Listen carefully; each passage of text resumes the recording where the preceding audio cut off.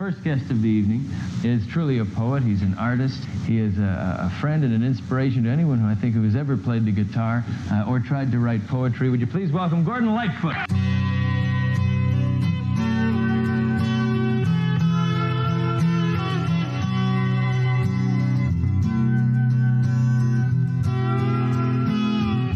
Rainy day people always seem to know when it's time to call. Rainy day people don't talk, they just listen till they've heard it all. Rainy day lovers don't lie when they tell you they've been down like you. Rainy day people don't mind if you cry a tear or two. This is Carefree Highway Revisited, the show that celebrates the work of Gordon Lightfoot song by song, a proud member of the Western Skies Podcast Network. I'm your host, Mike Messner, and along with me today is a fellow fan, Liz Castillo from Colorado. Liz, thank you so much for joining me today. Thanks for having me. So, question I always ask at the very beginning of the show is, how did you first get into Gordon's music? I think it was 1970 when If You Could Read My Mind came out. Yeah. And I remember hearing it for the first time and saying, who is that guy? Mm-hmm. And I fell in love immediately. Bought the 45, bought the album when it was still Sit Down Young Stranger, and have been a loyal fan ever since. That's fantastic. So you got him right before he really broke out in the States, although he'd been, in Canada for quite a bit. What do you like in general about Gordon's music? I've always liked folk music, always. And I like the way he talks about common man. I like the way he talks about basically what Rainy Day People is saying. He's talking about everyday man who has ups and downs. I like the way he talks about workers and people who have been put down. I love his voice. Oh, it touches my heart. I love the fact that he's had the same parts of the same band for so long, and they're so loyal, and it's almost like they can anticipate each other. I don't know if that's true, but that's what it feels like to me. I can understand the folk music aspect of it. That's what I grew up listening to. My parents, had tons of records from that genre, and one of them was Gord's Gold. I don't remember that they had any of the individual albums, but, if you're going to start, with getting exposure to Lightfoot's music, then Gord's Gold's probably a good way to start. Now, you've seen Gordon live, and I know you had a special story about that. I'll get to that in a second or two, but what was the venue like, and how was the show? If you've seen him more than once, you can talk about that as well. I was trying to remember. I don't have the ticket, but I know the first time I saw him was at Regis College Fieldhouse, and it was very hot. It was small, and even though it was hot, I stuck it out and loved every second of it. I've seen him at big venues. I've seen him at small. I saw him at Red Rocks, and if you know about Red Rocks, that is the place to have a concert, and that was heavenly. Mm-hmm. And then I saw him at Botanic Gardens, which was outside. And that was so neat. It was so relaxed and laying on the grass, eating picnics. And I loved that so much. And I love the outside, but Red Rocks, of course, had to be the best. But I would love to see him in a little coffee house with just some of us Goldies. Yeah, just a little club or something like that. It would hold less than 100 people. I think. Okay, great. Now, you had a great experience meeting Gordon backstage at one of the shows. Tell us about that. Well, my son, he's kind of an old hippie, but kind of born in the wrong era. And he has a real knack for meeting people that he wants to meet. He's met a lot of his people, his bands that he likes. And so my husband was going to go with me to one of the concerts. And of course, he's not a huge fan. He just placates me. And so my son Joe said, I'll go with you. Well, I wrote a letter to Gordon, and I just really poured my heart out. My son Joe took me to the door to the theater in the alley and gave it to his manager. And he said he promised he'd give it to him. So sure enough, we went in and we were sitting there. He came up to us and he said, come up to the stage when the concert's over. So, of course, I'm about ready to jump out of my skin. And at the end of the concert, Joe and I lined up, and I'm listening to all these people going, oh, you people don't even know him. Just get out of my way. And my son is saying, Okay, Mom, don't freak out. Don't freak out. So we get up there and met him. He referred to my letter and was very nice to my son. And we took some pictures, and he said that was a very well thought out letter. And he was so gracious and just chit-chatted for a minute. So we left and we got out onto the street, and I said, can I freak out now? So you had delayed reaction freak out. Oh, it was great. I told my son, I want that story told at my funeral, because that was one of the highlights of my life. And then my son became a fan after he'd heard him all his life. He said, Mom, he really is good.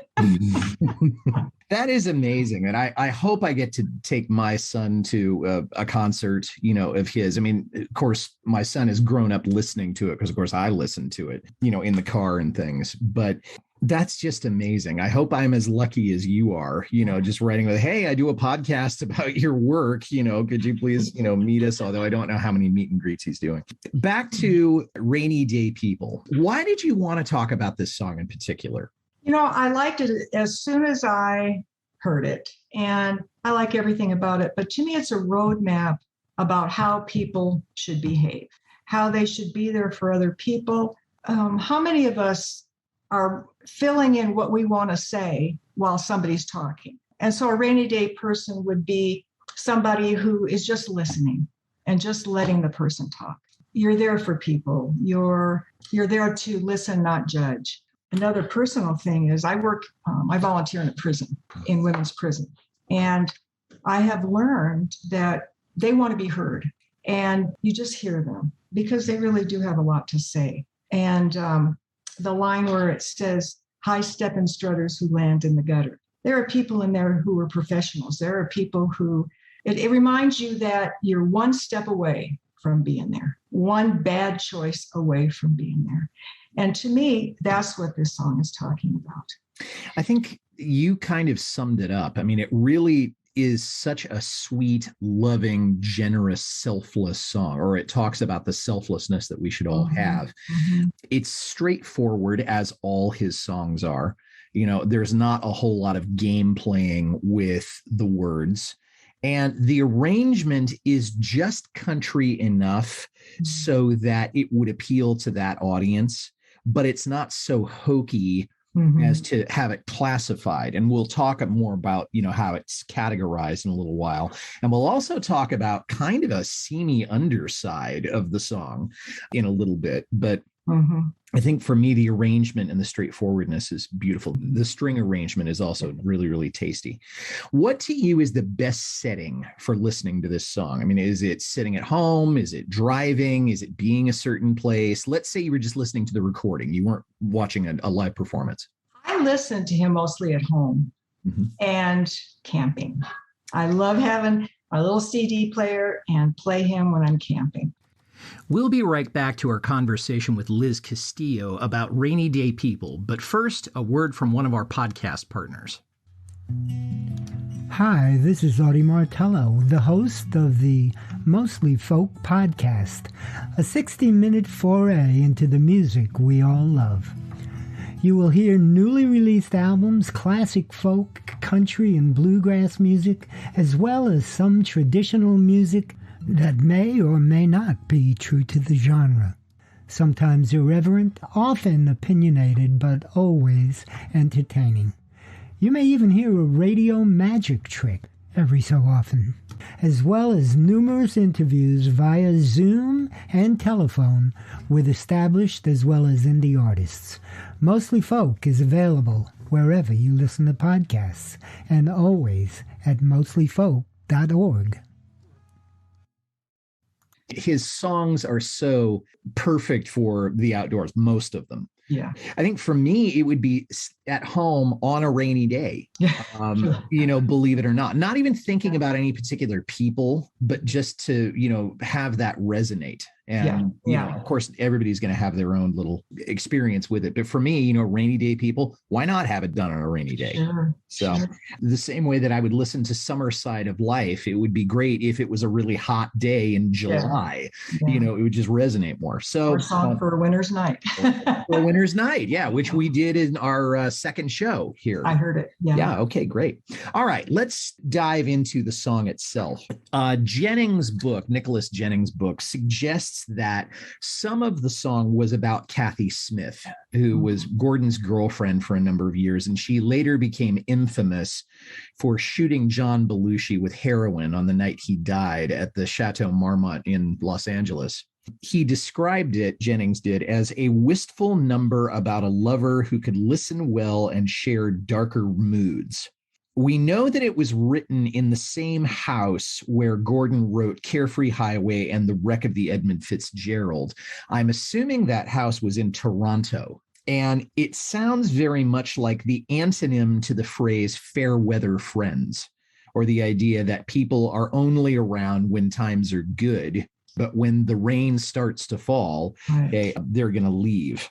And then there was one other thing that I thought was kind of interesting. Some people have speculated that it was about Jehovah's Witnesses, that they always knew that it's a rainy Saturday morning. So here's the day when we're going to, you know, knock on your door, and talk to you about the kingdom of heaven or something like that. So do you have any reaction to that or any knowledge about the background of the song? I looked up some meanings and I found that one, which I think is weird. The one about the JW? Yeah. Okay. Yeah. But then I read it's about a person waiting in the wings until a relationship dissolves so they can move in and take the place. That's the antithesis to what this whole song is to me, because it's underhanded. It reminds me of Layla, you know. Yeah. It does remind me of Layla. And just waiting for another relationship to fail seems pretty underhanded to me. When I read that, and I think he said that in the liner notes to the Gordon Lightfoot songbook. Yeah. I mean, that's really a nasty way of looking at it. And if that is in fact what it is, he dressed it up so perfectly as this sweet rainbows and light kind of song. And it's really about being a vulture. Right. And when I read that, I thought to myself, how could you do that? I mean, this is something I grew up listening to and loving, you know, and it's really about somebody being very, very selfish rather than selfless. It doesn't mean it's not a beautifully put together song, but it creeped me out a little bit. Me too. After hearing his interviews more recently, I wonder if his interpretation of it would be different today. I'll throw this in. I was so impressed when I heard an interview, and I don't know who the guy's name was, but Gordon was talking about some of his old songs, some of the ways that he was in the past, maybe short-tempered, maybe impatient with people. And then he said the line, he said, "Do you have regrets?" And Gordon said, "Yes, I hurt people's feelings." And he said that with such a full heart that I thought, you know, many of us mellow with age. I know I have. And I wonder if today, if he were interviewed about that song, he may change what he said. Because like you say, that is not the meaning of that song to me at all. Yeah. And I don't know if he would write that song today. I mean, you talk about mellowing with age, and with age does come wisdom.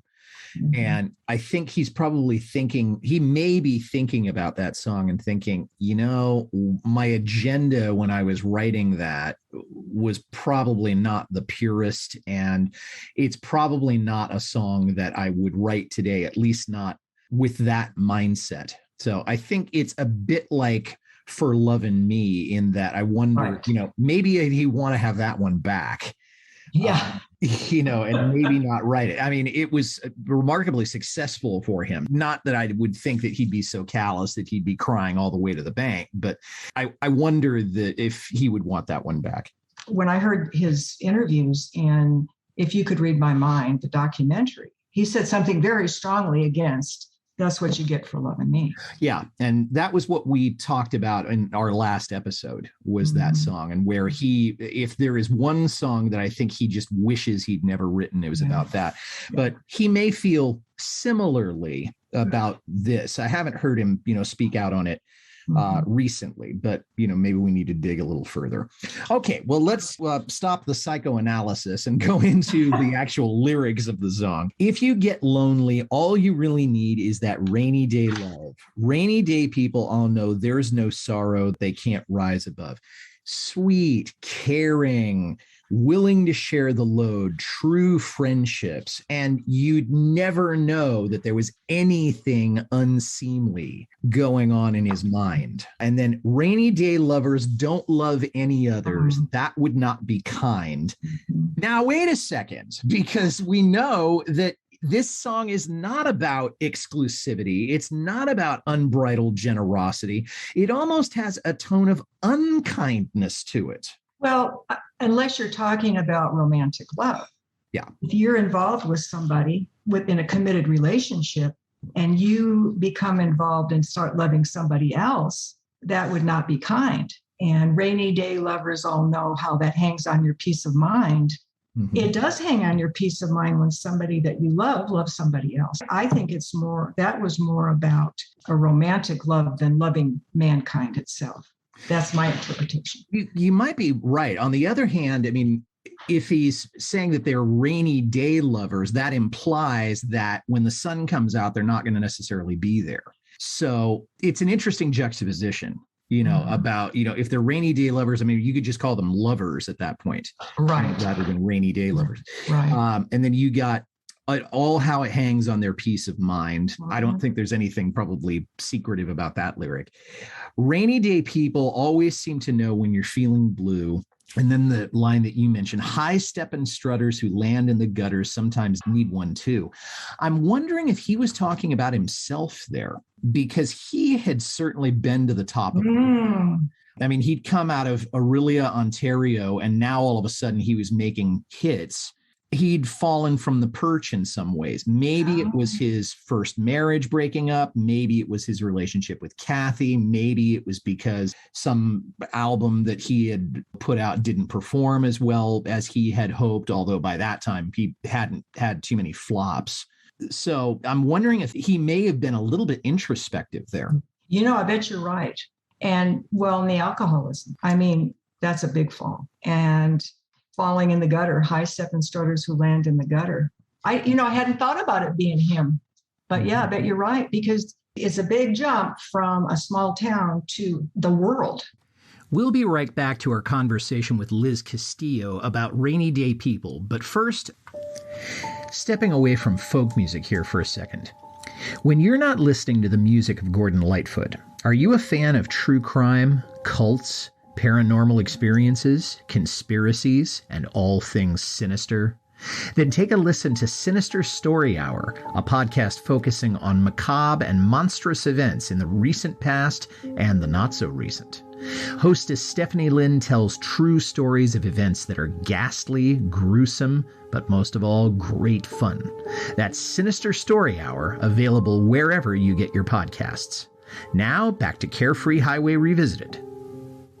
The alcoholism, what state of his drinking, where he was at, where was he the then? Depth of his drinking, I'm not too sure about, but it might very well have been that he was sensing that, the drinking was getting out of hand. The last bit, take it or leave it, or try to believe it if you've been down too long.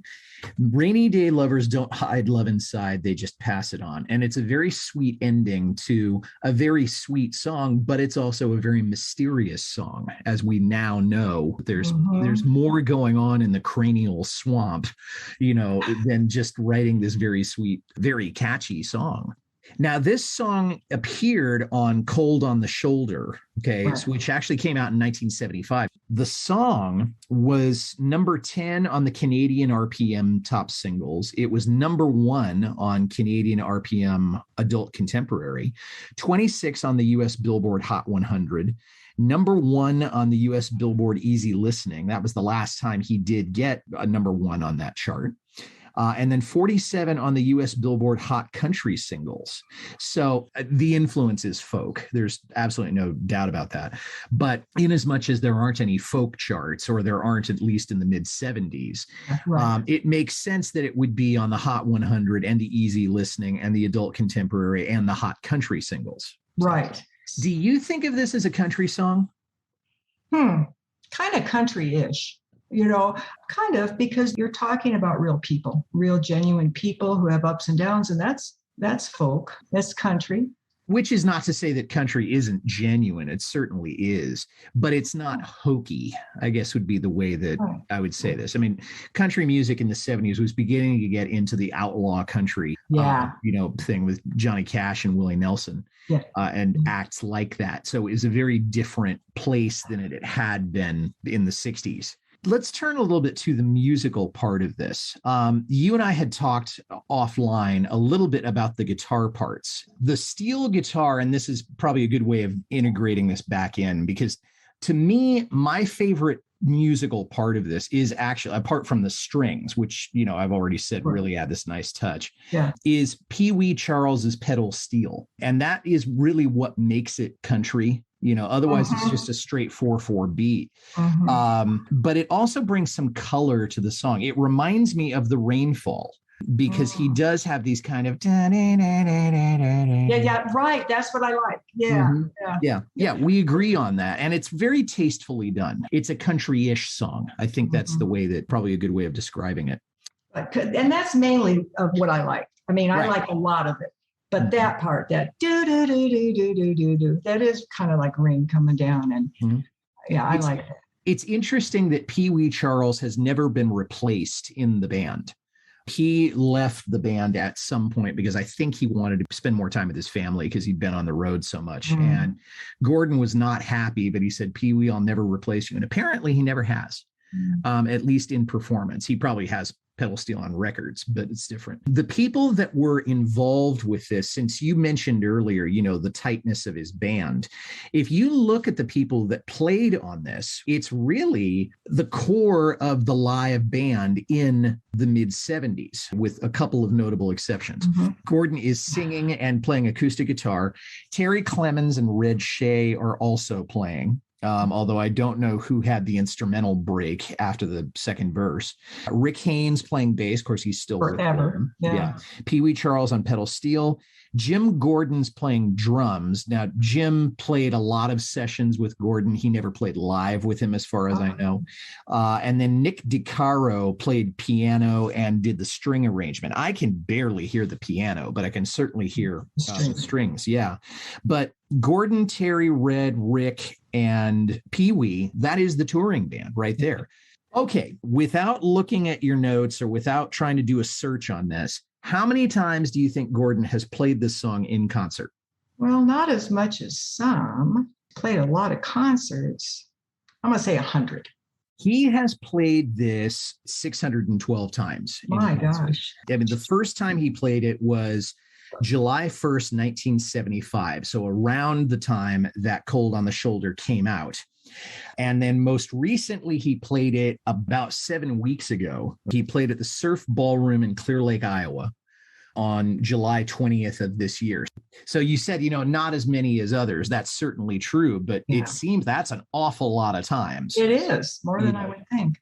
It's been re-recorded by 7 different artists. And that kind of surprised me because it seems like it could be very easily covered. And I honestly hadn't heard any of these, but Laurie Cullen, Bobby Edwards, Lori Bauer Singers, Perry Novak and Bob Volkman, Mary O'Hara, the Tyler Singers, and Mac Wiseman. Have you heard or heard of any of those covers? I have, because I had found that information and I listened to some of them, and they don't hold a candle, in my opinion. Of course, any covers, there are some good covers of his other songs, but they're never as good as his. I do tend to agree with you, and particularly because this is the first version that we ever hear, it kind of breaks the mold. It does. In a lot of ways. Is there anybody from contemporary music that you would like to hear try this? I mean, with the understanding that it may not live up to what Lightfoot did, but is anybody today that you would say, it might be interesting to hear this person try it? Well, you wrote down Don Williams. He would be perfect. That was a great idea. I also think Willie Nelson would do a good job, I think. I can hear that. He certainly has, the musical chops to do it. Don Williams would have been very fun. Yeah. Alan Mills, who is another Canadian singer, had the same vocal range. I think that would have been fun. Stan Rogers also would have been good. Even his voice is maybe a little bit too deep. But in terms of today, no, I mean, there's nobody that I would think of and say, hey, this person could really do a nice job on this. But contemporary people, no, I can't think of anybody. But I'll throw in, this is just my opinion too, that some of the covers that he does of other people are better than the originals, in my opinion. Yeah. Liz, as we're wrapping up here, are there any other closing thoughts on this song that you wanted to share with the listeners? Something I thought of this morning when I was listening to it was, if you get a nudge, act on it. If you get a nudge that, gee, I haven't talked to so-and-so in a long time, I'm going to call them. Or I know so-and-so's been down lately, I'm just going to check in. I think I get those intentional nudges a lot and I don't act on them. I think it's something that we can do. And another thing I forgot to say was that this song holds me accountable for my own actions, because when I hear it, I say to myself, oh my gosh, I was talking to her the other day and I wouldn't be quiet. It holds me accountable for my own actions. And I like that. I think Gordon would be very proud to hear that, that it did have something where you need to reach out to the people you love, let them know that you care, because we are not guaranteed the next heartbeat. I love the way you said that. Liz, it's been a pleasure. Great talking to you in the various groups. And now I've had you on the show. Thank you very much for joining me. And I'd love to have you back again soon. Thank you so much for doing this. I was kind of scared to do it, but I'm glad I did it. And thanks for listening, everybody. If you liked this well enough to listen to the whole thing, tell somebody about it. Carefree Highway Revisited is on Apple, Spotify, Podbean, or wherever you get your podcasts. You can reach me, Mike Messner, at teachermike72@gmail.com. Our next episode will feature my guest, Kevin Hester, and he will be talking about I'm Not Supposed to Care. Until then, this is Mike Messner reminding you, run for the roses, but don't forget to stop and smell them. We'll see you next time. Rainy day people always seem to know when it's time to call. Rainy day people don't talk, they just listen to